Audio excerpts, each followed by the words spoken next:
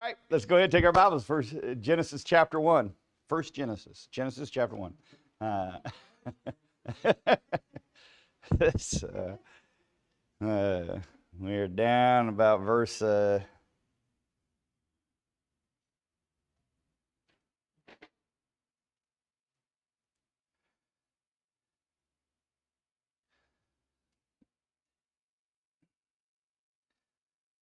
So let's see if I can catch us up here.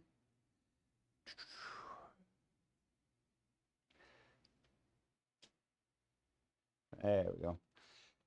So we've been talking about man's position on the face of the planet, right? God created man for in order to manage, right, the earth. That means we've been given dominion. That's the way the Bible puts it, of the earth. That does not mean that we are the dictators of the planet, right? So sometimes the knee-jerk reaction of Christianity to the overreach, right, of environmentalism is to react with, well, I'm going to rip the muffler off my car and I'm going to do as much pollution as possible just to prove to you that we're in charge of this planet, bless God. That's the wrong perspective, right? And so we are here, Scripture tells us to manage the earth. The way the Bible puts it there in verse number 28, Genesis chapter 1 and verse number 28, God blessed them and said unto them, be fruitful and multiply, replenish the earth and subdue it, and have dominion over the fish of the sea, over the fowl of the air, over every living thing that moveth upon the earth. So God says you've got charge of the sea, you've got charge of the air, you've got charge of the land animals. All right, so all three of those are areas that we ought to respectfully manage and care for. And so it's important that we do that, right? It's important that we handle it in a proper manner and that we react properly to it. So the Webster's Dictionary, right, tells us that the note for it, right, tells us that dominion does not have to be taken in a negative way, right? But basically that man is the caretaker, the steward of God's creation.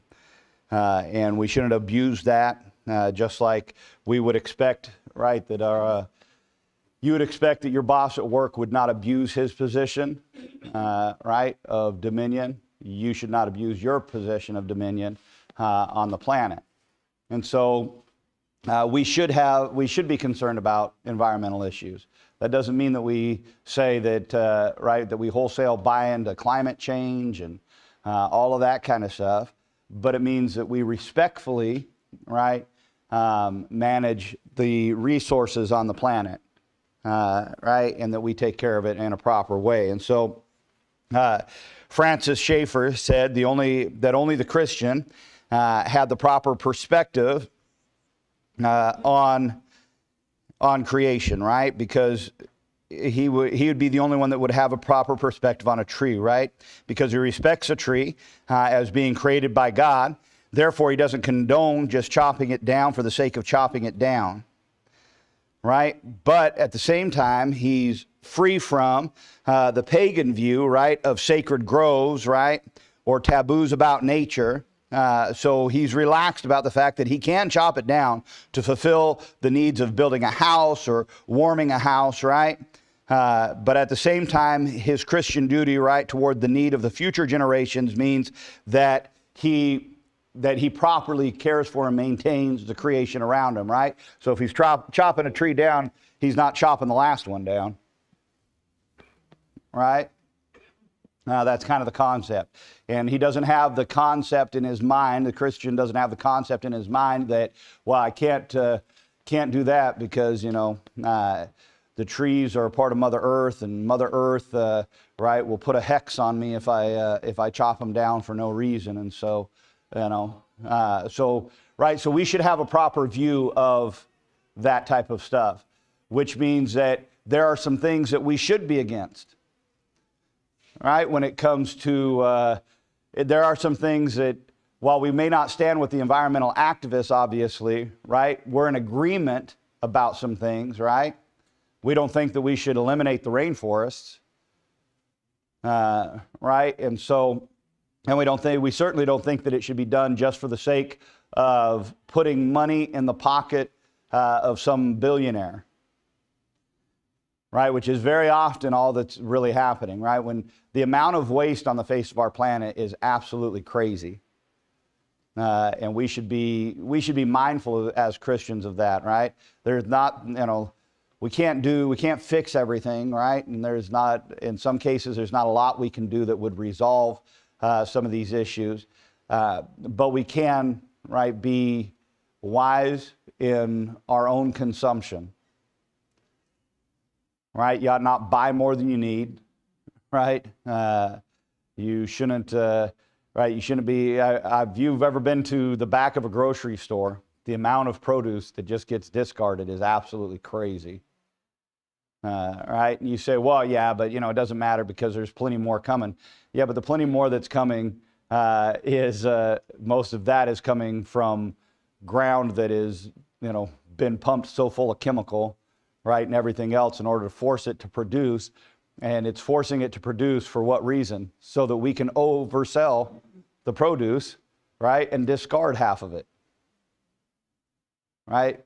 We're not doing ourselves any favors, right? And I'm not trying to sell organic, right, or anything like that, because organic's twice the price, even though you're using half the chemicals, right? So there's a lot of craziness there, but just the fact that, right, they sell you water is absolutely insane, right? Every old Western novel that you've ever read is about water rights. And yet here we stand, right? And so the reality is, right, that we have a responsibility to properly manage our consumption, right, and not be frivolous, I guess, maybe would be the right word, in the way that we consume the resources available to us, right? Use what is necessary, right? Listen, the Indians had it right in a lot of ways, right? In fact, I would dare to say that most of us would be a lot happier if the Indians had won the war in a lot of cases, right? I'm not saying we want to be saved. We'd all be worshiping totems, so that wouldn't be good. But right, but in some ways they had it right as far as consumption goes, right? They moved around. Right, the reason they were nomadic was they moved from place to place in order to allow areas to basically regenerate, right? That kind of stuff. And so, listen, nothing's a better evidence of that than the American buffalo, right? Hunted virtually into extinction. And now they have to protect them in preserves and stuff like that in order for us to have any type of a buffalo population whatsoever. It's proof of the greed of man. The greed of man will overrun and will absolutely decimate this planet if it's allowed to run wild. And so we should be wise in those things, right? And so, and I know most of us say, well, I've got nothing to do with any of that, right? And none of that matters. But it does matter, right? If most everybody kind of, I think, if you haven't got the picture yet, I'm not a very political person. I think all politics is pretty much garbage. I think they're all liars, which means you can't trust any of them, which means the guy you can't trust just gets lumped in with the guys you can't trust. So I apologize to him, right? And so it's easier to apologize to one guy for saying, sorry, I thought you were a liar, than to accept the fact that the rest of them all are and act like they're truthful, right?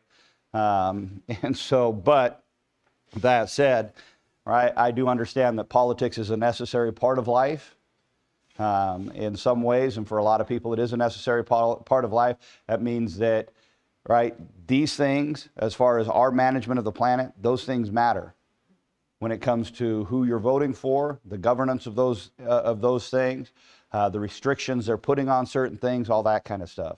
That doesn't mean I think the government should be the one that gets to step in and say, oh, you don't get to do this, or you can't sell that, or, right, you can only farm so much land. That's a bad idea, right? In fact, in general, if you let the farmers just farm the land, we'd be much better off. The problem is not with the farmers. The problem is with the corporations that have bought all the farmers out.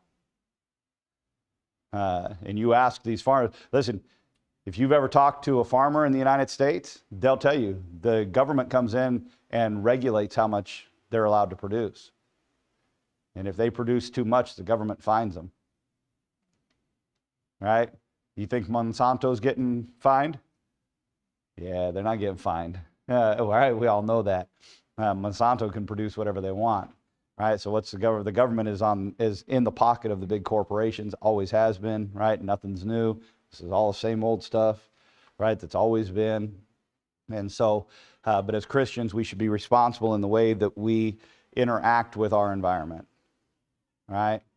And I'm not telling you buy, all right? Well, from now on, you can only buy from the farmer's market, all right? If you buy from Stater Brothers, you're sinning, all right? You're bowing at the altar of Satan at Stater Brothers, right? That's not what I'm trying to tell you, right? I'm still going to go there and buy my creamer, but which is basically all chemical and no actual natural products, but it tastes good in my coffee, so I don't care, right? But no, but right. So I'm not saying that, but I am saying, right? Maybe every once in a while you should just put yourself in check a little bit, right, about some things, and make sure that you are interacting with the environment around you in a way that's responsible of your being in dominion over it, right? So, and now we get into the fun stuff, especially since we're at the Seventh-day Adventist Church, the diet of man in the book here, right? And so understand, first of all, right, that this is pre-fall, right? Adam and Eve have not sinned yet. This is a different planet, right? The planet changes after Adam and Eve sinned, but prior to that, we were made to be vegetarians.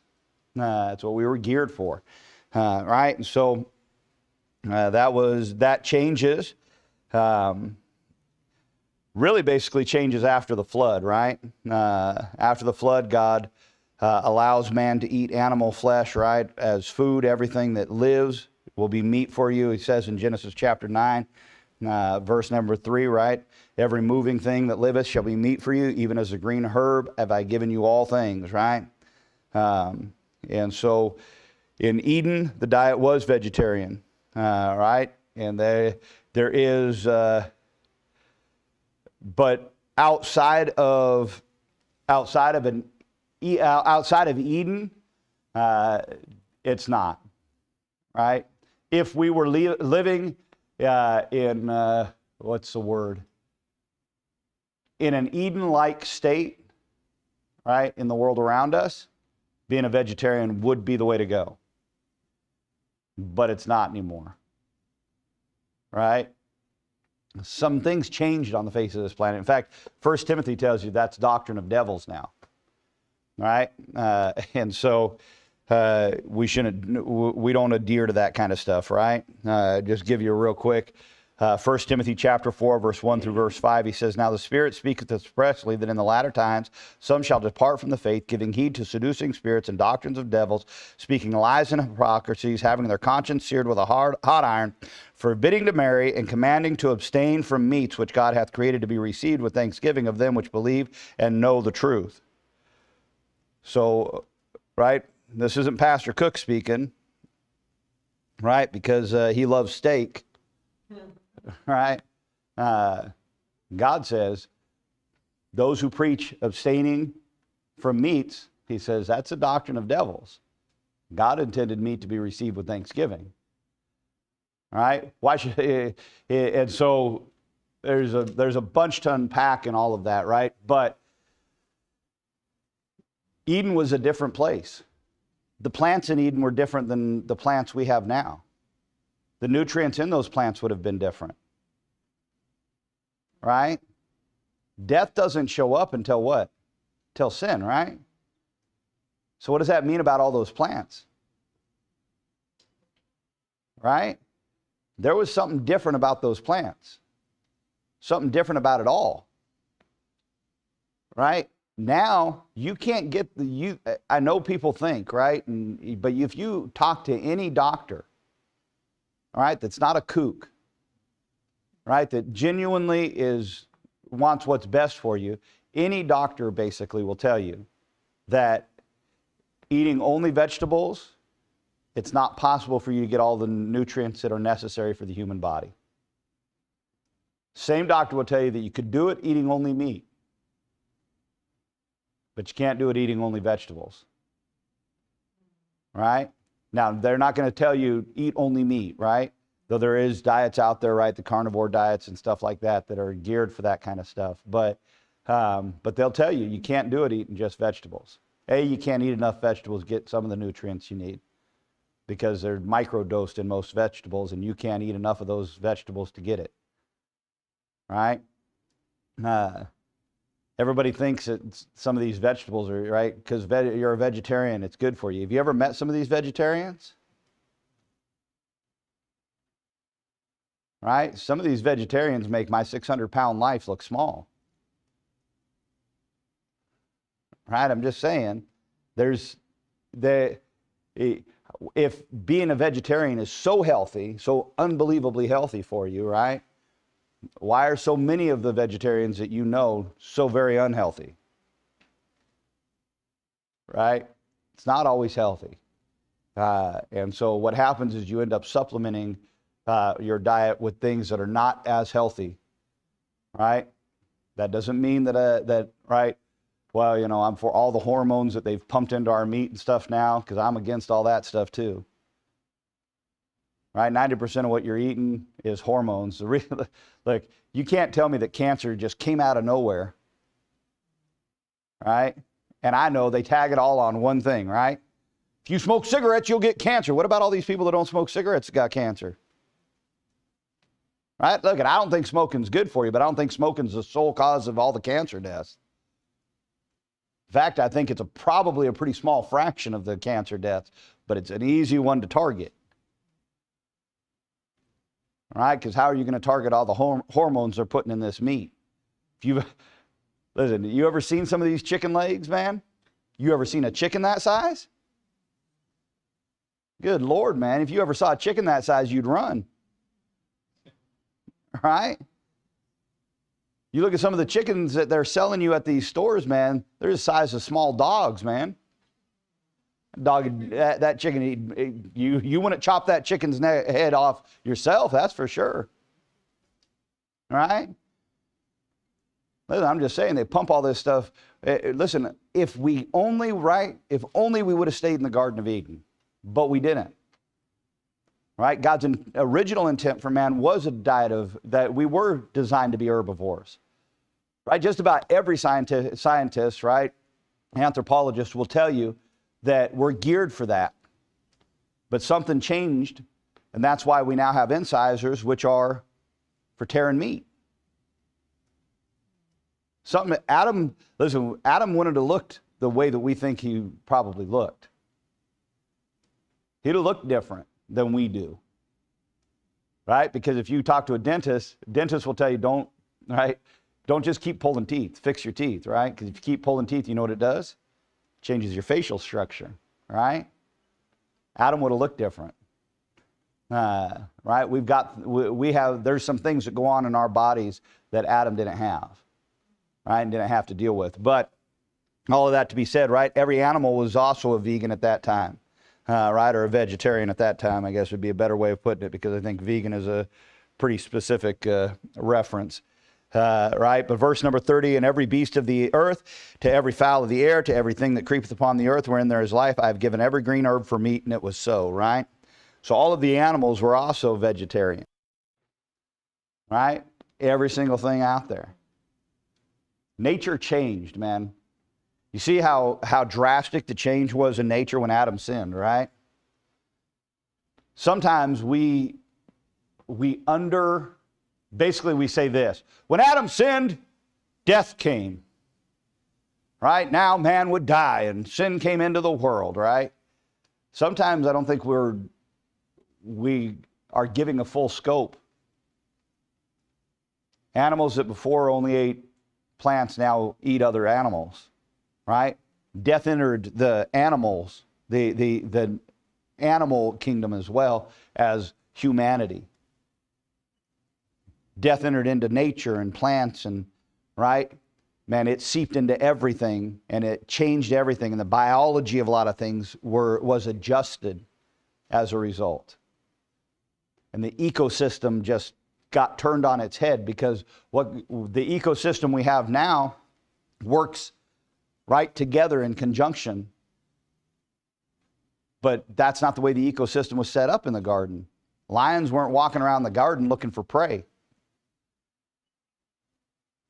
was a different world, I'm telling you. Man, everything changed. Sin has long-reaching effects, right? And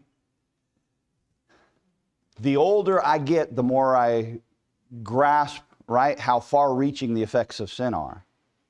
Right? My sin, how far-reaching the effects of my sin have been. Not just in, right, the lives of those around me, but just in my own life.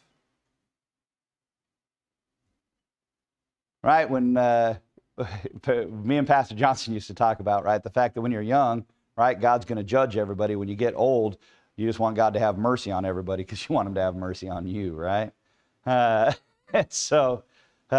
Listen, the older you get, let me tell you what the older you get, right, the more you realize just how far-reaching the effects of sin have been. Because how badly do you wish that you could get rid of some of those things that are in your life, but they're so ingrained in you, some of it because of culture, some of it because of society, some of it just because of the fact that you're a human being. It's so ingrained in you that, man, to get rid of it, you'd have to cut your arm off. There's a reason why the Bible says, right? Better to enter into hell with only one arm, right? One hand, than, right? Or into heaven with only, one hand than to go to hell with both. Right? Why? Because some of your sin is so ingrained that that's what you'd have to do to stop. Thank God for the cross, right? Thank God for mercy. Because what Adam did in the garden messed everything up. Verse number 31, and God saw everything that he had made. Behold, it was very good. In the evening and the morning were the sixth day. So this is the seventh declaration of good, right, by God. But this one's a little bit different, right? 7 times. 7 is the number of perfection in Scripture. 7 times God said it is good, right? Going through the passage here. He adds a word here, right? He adds the word very, right? It was very good. That is different than every other time he said it, right? And so there's a bunch of stuff that could be said here, right? First of all, if going back to what we talked about at the beginning of the chapter, right? Those who believe that God just kind of set the wheels in motion and then millions of years later, right, everything really kind of came together. That evolution, they believe in what's called theistic evolution, right? That God set the wheels in motion and then the world came to be through a process of evolution. God just was the one that planted the seed, right? Well, that would mess up this verse, wouldn't it? How is all of that creation very good when it hasn't come to fruition? It's not good yet. That verse would read, it will be very good. Right, but it reads it's very good. It's one of the reasons we believe in a 6-day creation. Right, God rested on the 7th day, and so we believe in a very specific thing here. And so, but God says it was very good, that this creation that He had made was very good. You know what that means? It's very good for man to be in dominion over the earth. That's what it means. It's very good. The best thing that can happen is for man to properly manage the resources on the face of this planet. Right? It also means this, if what God created, when God walks away from the scene in Eden here, He says it's very good, right? And sin enters into it, you know what it becomes? Very bad. That's what it becomes. It becomes very bad. Right? You can only be very good if you can be very bad. Right? Listen, that's one of the things that Eastern religions have got right. Right? Is the yin and yang, right? You can only be as good as you can be bad. Right? That doesn't mean you are only as good as you are bad, but it means you can only be as good as you can possibly be bad. right? It's and we look and we go, how did Adam screw this thing up, right? And that's what we'll get into in chapter 2. We'll start chapter 2 next week, but right, we go, how did Adam and Eve screw this thing up? Everything was very good, right? And they really screwed the pooch here, right? And we say, man, if only I had been in the Garden of Eden, right? We're all good Marxists, right? The problem with the problem with the sin in the Garden of Eden wasn't the sin. The problem was Adam and Eve, right? If Adam and Eve just would have, if it had just been a different Adam and Eve, things would have been different. No, the reality is you can put any human being you want in there, and it's going to be all bad. We've been watching, me and Sarah and Allison have been watching, they just put a new series out on Apple, Masters of the Air, right? It's about pilots during World War II. And, right, I mean, it's really about the 100th Division, and basically those guys all got wiped out. I mean, it was pretty brutal. They were flying missions over Germany every day, and I mean, they were flying 30 planes out, and in some cases only getting 4 or 5 back. Right? Those guys they were getting decimated, you know. But so you got the Germans and all that kind of going on, and it's a reminder, right, that we want to believe that, man, if that happened in America, right, if a Hitler rose to power in America, we want to believe we wouldn't follow him, but the numbers don't bear that out. They just don't.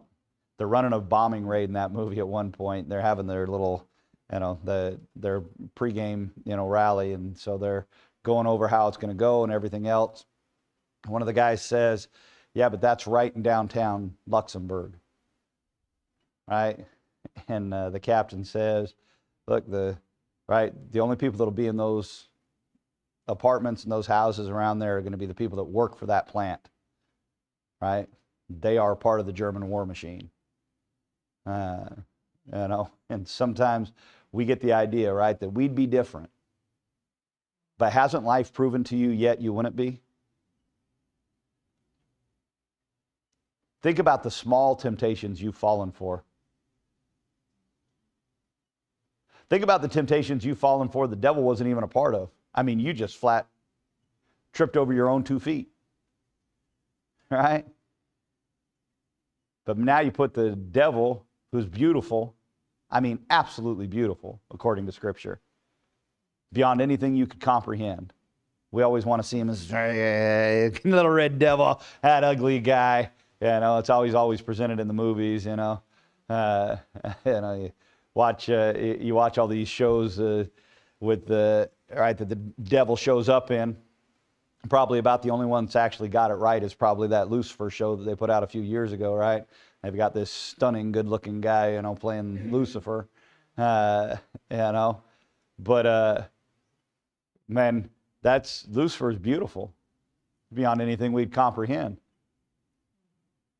And then on top of that, right, he was basically the angel in charge of kind of pipes and music and stuff.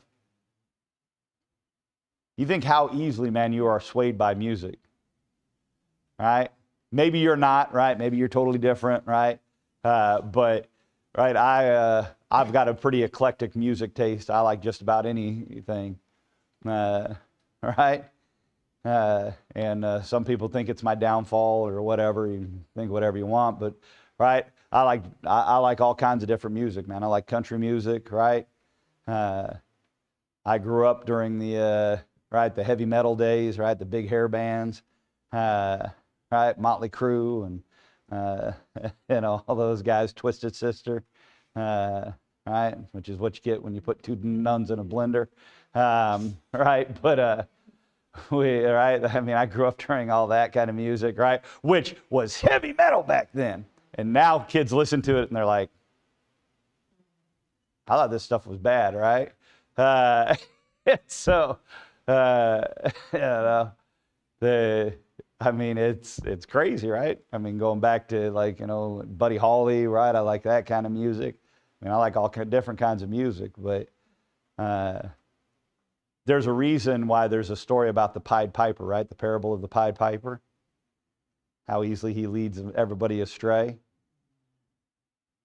Right? Imagine the devil. We think the devil whispers in our ear. Nah, he sings in your ear is what he does. Right? Right melody will lead just about anybody off track. The devil got it right in the Garden of Eden, man. He knew what he was doing. And as a result of that, right, nature becomes bad. You know what nature will do if you leave it alone? It'll have you for lunch. That's what nature will do. You leave nature alone. If you've ever got, right, some time on your hands, you're bored, just go and look up cities that have been abandoned. I mean, metropolises that have been abandoned. You know what happens? Plants start growing all through them. And the plants break the buildings down. They'll crush those buildings. Nature is left to itself. Nature is not a good thing. Right? The environmentalists all say, if we just weren't on this planet, the planet would be fine. No, you know what the planet would do? It'd suffocate itself. What happens when a plant grows over itself too much? Right? You ever had morning glories? Pastor Johnson loved morning glories. I hated those things with a passion, but Pastor Johnson loved them. If you remember, he planted them all down that fence, right? He loved those stupid things. I hated them because they were great in springtime, but then summer hit, and they'd dry them all up, and they just looked brown hanging on the fence, and they were dead, you know. But those morning glories, they'll kill themselves. They just keep growing over top of each other, and one vine kills the other vine. I mean, that's the way nature is. Nature will kill itself. Right? Why? Because nature became bad. That's why. Look, I don't know how, right, everything operated in the Garden of Eden, but I know this. I know that, man, it all operated together. It was all in cohesion, and it was all about life. But ever since Adam sinned in the garden, something's always had to die for man to survive. That's why I saw a interview with a farmer, and he was arguing with a vegan, this vegan girl, and she was telling him all about, you know, how her diet didn't cause death and stuff. And he said they killed more stuff so that you could eat the Brussels sprouts and all that garbage that you eat. He said they killed more things so that you could eat that than I've ever killed so that I could eat a steak. She said that's impossible. He says, what do you think they have to do to those fields to grow those crops? They got to kill every mouse, every rat, every gopher, every squirrel, every vole, every cricket.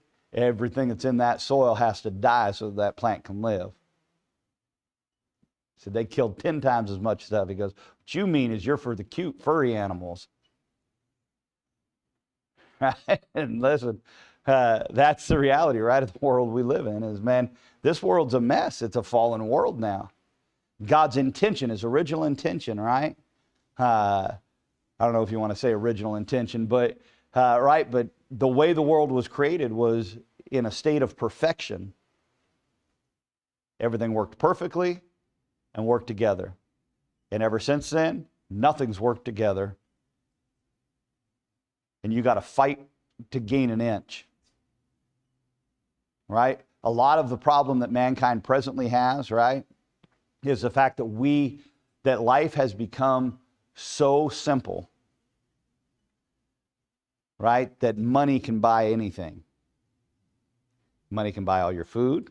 It can buy your house. It can buy your transportation.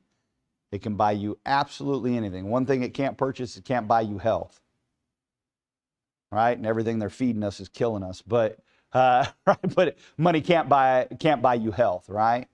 But it can buy just about anything else. And as a result of that, because we no longer have to go out and fight, right, forage for food, we have entirely too much time on our hands to think of all kinds of other mountains to climb.